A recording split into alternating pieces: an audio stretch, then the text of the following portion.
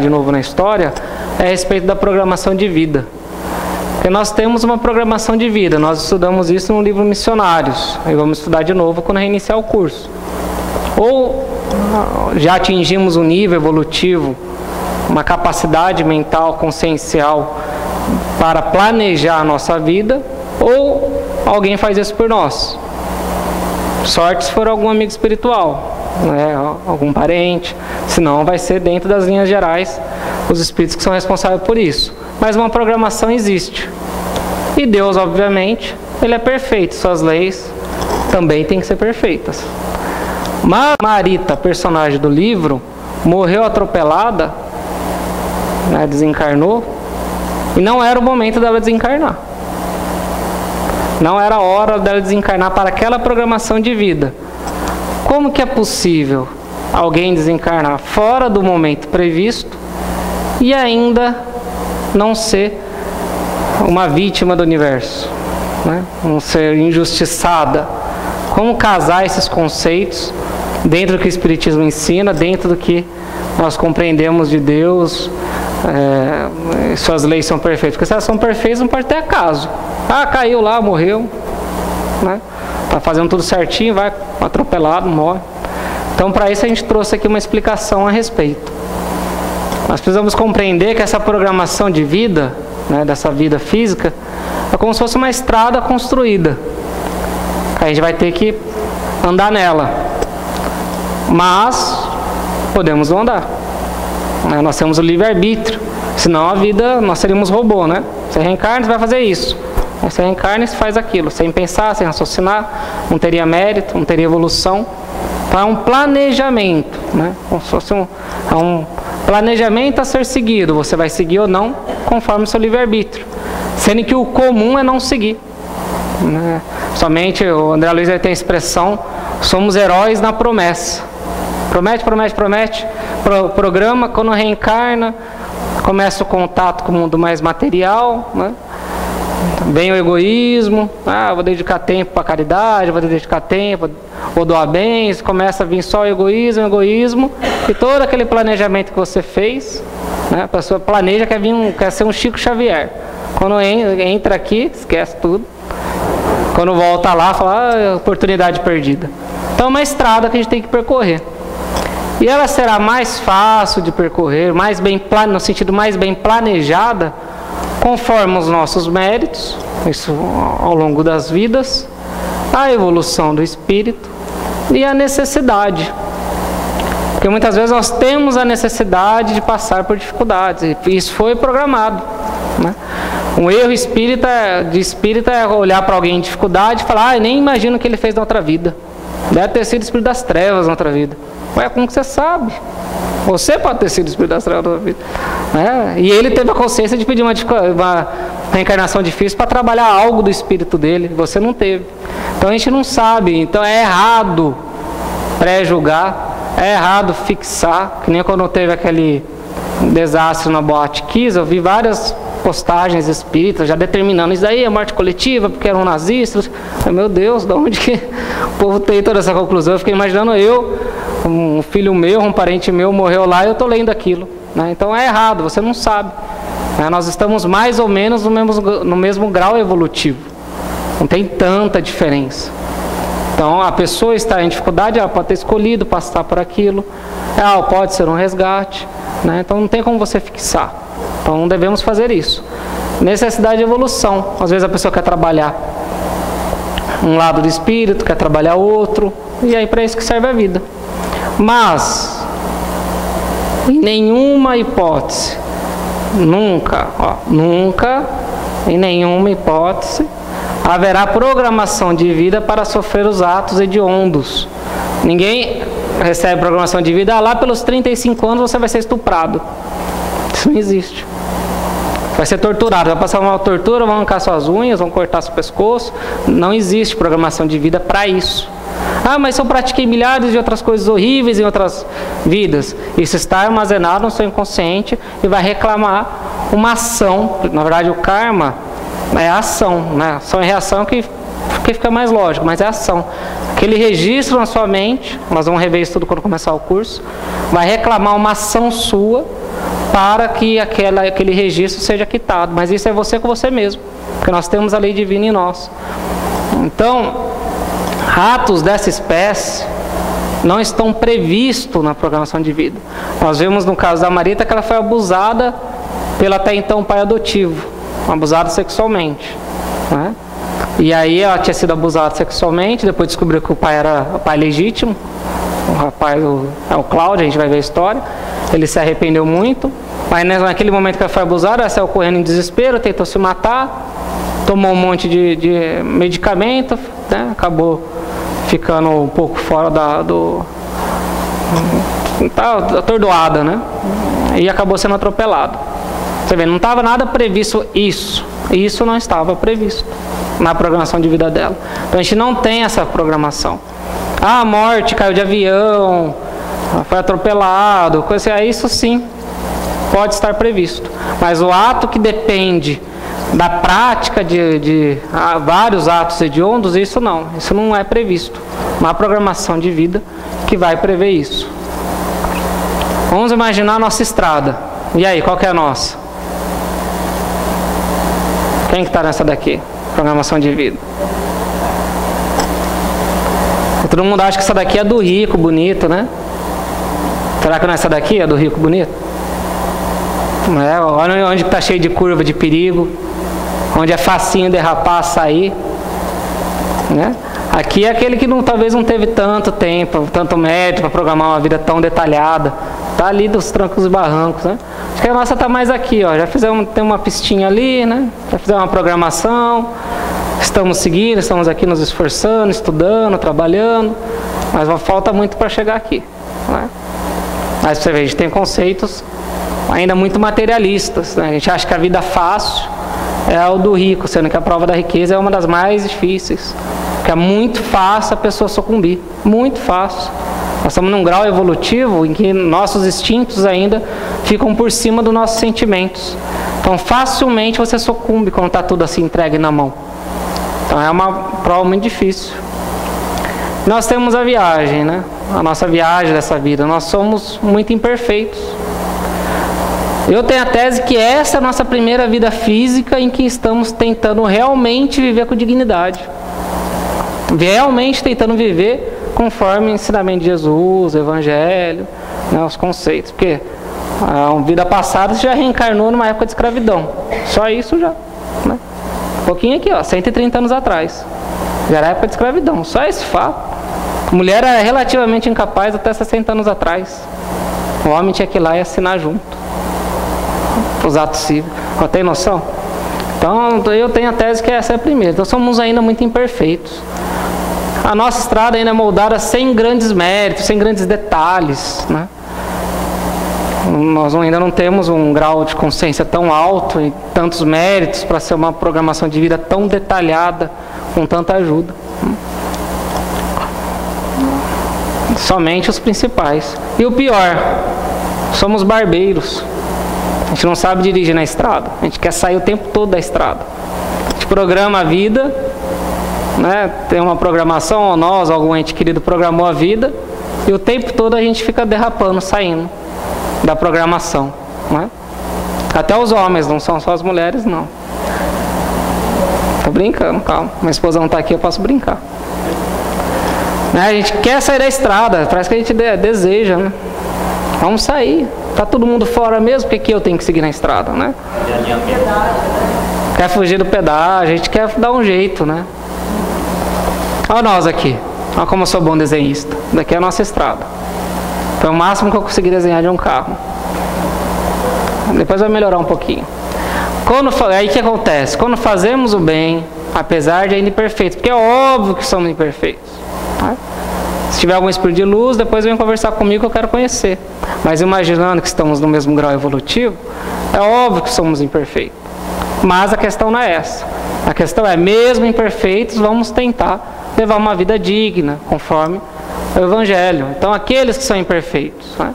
Ainda tem a estrada, o carrinho bem fraquinho, mas ele trilha no caminho do bem, ele recebe ajuda na direção. Os amigos espirituais, né? Quando você participa de uma campanha de caridade, você firma companheiros, amigos espirituais, eles vão te ajudar naquela hora que você dormiu e quer sair da estrada, eles vão lá, opa, né? Como se fosse dispositivos de segurança de um carro. Você está saindo da estrada e vem, traz de volta. Pô, acorda, não é por aí não, olha aqui, vamos seguir, aqui está a sua programação de vida. Sai do acostamento, volta, né? Então a gente tem essa ajuda. São os amigos espirituais, os guias, os anjos da guarda, seja o nome que você queira dar. Amigos que nós fazemos durante a campanha de caridade, eles ajudam na direção. Assim, não acontecerão fatos importantes que não estejam previstos em nossa programação de vida. Aquele que imperfeito procura seguir o caminho correto é uma pessoa honesta, faz caridade, vem no centro estudar ou em qualquer outra casa de oração, né? A pessoa está procurando seguir, obviamente ela tem amigos espirituais ajudando ela a permanecer na sua programação de vida. Então dificilmente, e podemos fixar que não ocorrerá fatos importantes que estejam fora dessa programação de vida. Não era o caso da Marita. Qual que é o caso da Marita? É nós, melhorou o carro, hein? Tá até com rodinha agora, ó. Imagina o seguinte, aqui é o acostamento. E o que acontece? No acostamento, você já saiu da estrada. Não está seguindo tão bem a estrada. Você já deu uma derrapadinha já. Né? E você pode encontrar situações não previstas, mas que existem no mundo que nós vivemos, e que possuem afinidade com as nossas dívidas e nosso espírito. Porque todo fato, a gente vê isso o curso inteiro, vamos rever, todo fato está armazenado no nosso consciente. Tudo que praticamos fica armazenado no nosso inconsciente. E aquilo ali ajuda na vibração, na determinação de qual é o seu padrão vibratório, qual é a energia que você exterioriza. Né? Por isso que os espíritos, quando batem o olho, já sabem a espécie de espírito que você é. Os que procuram os afins. Então, se você saiu da programação de vida e tem algo registrado na sua mente que emite aquela espécie de energia, foi isso que o Dr. Rubio quis dizer quando falou, ela recebeu o abuso porque ela carregava uma energia ligada a isso. Né? Se a gente pensar nas nossas vidas anteriores, a gente deve ter energia de todo tipo. Então, quando a gente sai dessa estrada, a gente pode encontrar fatos afins com essa energia, que vão nos encontrar. Né? São aquelas pessoas que não são más. O próprio André Luiz se define assim, que ele é o nosso lar. Ele fala, eu não me considerava mal propriamente dito, mas não fazia absolutamente nada do lado do bem. Quem não faz nada do lado do bem, né, está indiretamente fazendo do mal, mas tudo bem. Mas que não tem a preocupação de evoluir, de fazer o bem, estudar, ter hábitos saudáveis, realizar a reforma íntima. São os motoristas barbeiros, porque atualmente todos nós somos, por causa do nosso grau de evolução, né? Sem os dispositivos de segurança. É como aquela pessoa que está saindo da estrada e não tem os amigos espirituais, nem tem afinidade com eles. Para ele falar, olha, está saindo, volta, é aqui, ó. Você tem que seguir. O padrão vibratório da pessoa é pesado, não consegue sintonizar com seus amigos espirituais, então ele não consegue permanecer na estrada, não consegue receber essa ajuda. Né? A gente viu aqui antes do abuso do pai adotivo, o Félix, que é um espírito muito evoluído, e André Luiz procuraram alguma forma de socorrer a Marita, só que não tinha ninguém ali, nem ela, com padrão vibratório elevado, sintonia mental, para receber ajuda, para receber advertência, para receber uma orientação. Então a pessoa sai da estrada e não tem ajuda para voltar, né? Somente vai conseguir permanecer na estrada, porque a gente precisa dessa ajuda nessa fase.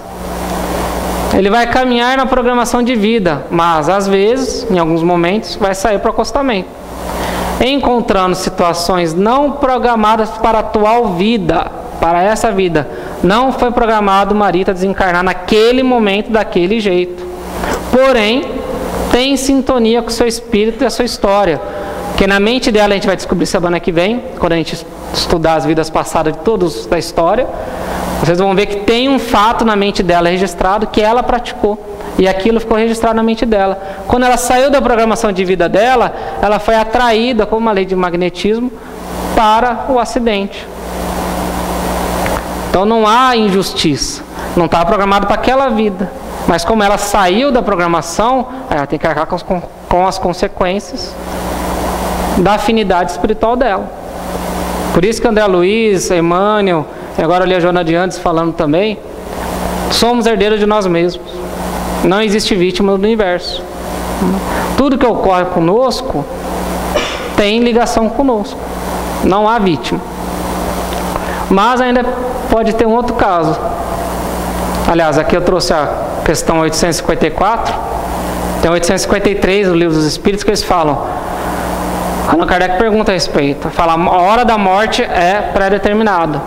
É sabida. Né? Nós sabemos a hora. Quando reencarnamos, nós temos uma programação de vida.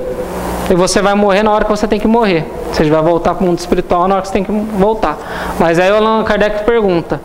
Da infalibilidade da hora da morte, segue-se que as precauções que se tornam para evitar são inúteis?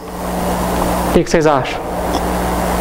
Está falando, tá bom, então está determinado, então para que servem as precauções? Está determinado mesmo. Está todo mundo com sono hoje? Não, porque as precauções que tomais vos são sugeridas para evitar a morte que vos ameaça. São um dos meios para que ela não ocorra. O que ele está dizendo do outro lado? Se você não seguir as precauções, se você não receber a orientação, se você não receber ajuda para manter na programação de vida, pode ocorrer. Ou seja, elas não são inúteis, elas existem para te manter na sua programação de vida. Se você tem uma vida totalmente deslocada, fora da programação de vida, pode ocorrer qualquer coisa que tenha afinidade com o seu espírito.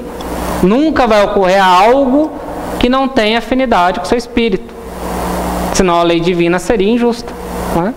Ah, morreu ou aconteceu algo ruim e não era previsto e não tinha chance, ele é um injustiçado, mas peraí, se Deus é bom e justo? Não, tem afinidade com ele. Poderia não estar previsto para aquele momento, mas como ele saiu da programação, ocorreu o fato. É isso que quer dizer a questão. As duas, né? Só que tem outro povo ainda, né? Aquelas pessoas que procuram o mal deliberadamente. Enganar, seduzir, vícios, ser corrupto, matar, que a gente só pensa no matar, né? Ah, matei outro, sou mal. Não, filho. Corrupção, né? Ah, mas a Dilma que é corrupto, o AES que é corrupto. Se você passa atestado falso, né? Atestado médico falso, se dá café pro guarda, né? Compra DVD pirata, você também é corrupto, sem te informar, mas você também é. Né? Gato de luz. São pequenas corrupções que legitimam as grandes. É você com você mesmo. É você com Deus. Você está praticando pequenos atos corruptos, é endividamento seu. Não adianta postar no Facebook contra qualquer espécie de governo, que o problema é o seu. Você com você mesmo. Então não é só matar, não. São atos contrários à lei divina. Ficar seduzindo, enganando, vícios, né? O que ocorre? Essas pessoas associam-se a espíritos infelizes, que atrapalham a direção. Aí a pessoa não fica nem no acostamento, vai para o barranco mesmo. Saem da programação, ficam sujeitos a fatos não previstos para aquela atual vida, mas que tem sintonia com elas. E ainda pior, praticam atos que criam endividamento, por vezes gigante, do espírito. Que é o caso do Cláudio, o pai adotivo, né? O pai depois o pai legítimo. Ele não só deixou de seguir a programação de vida dele, que ainda se envolveu, né, com entidades espirituais que incentivaram ele naquela ideia doentia que ele tinha, de que a enteada dele gostava dele, né? E por causa disso ele abusou dela. E aí você tem uma queda, chamada queda do espírito. Isso pode resultar em dívidas enormes, que vão levar séculos. Você pode se associar a entidades espirituais, quando desencarnar você fica com elas, né? Vai tempo. A chamada queda do espírito é isso. Não é que ele retroage, porque o espírito nunca retroage. O caminho é sempre de evolução. Mas se você praticou um ato, pode te levar a uma queda momentânea. Mas você praticou aquele ato que ainda estava no seu nível, né? Você não vai retroagir. Mas como se você levasse um tombo e demora para você se levantar. É quando você está em sintonia com essas entidades infelizes. Porque da mesma forma que nós temos amigos espirituais procurando ajudar, nós temos em grande número espíritos doentes, imperfeitos, que querem o mal pelo mal, né? Viciados, que procuram aqueles que estão no vício para vampirizar, para receber as energias. E aí eles te levam para outro caminho. Então, nós temos o que tem que ficar fixado, nós temos uma programação de vida, mas nós vamos seguir ela com o nosso livre-arbítrio. Se eu começar a sair e não tiver uma ajuda para manter nela, pode ocorrer fatos que não estavam previstos para aquele momento, mas que tem sintonia com você e com a sua história de vida passada. Está bem claro isso?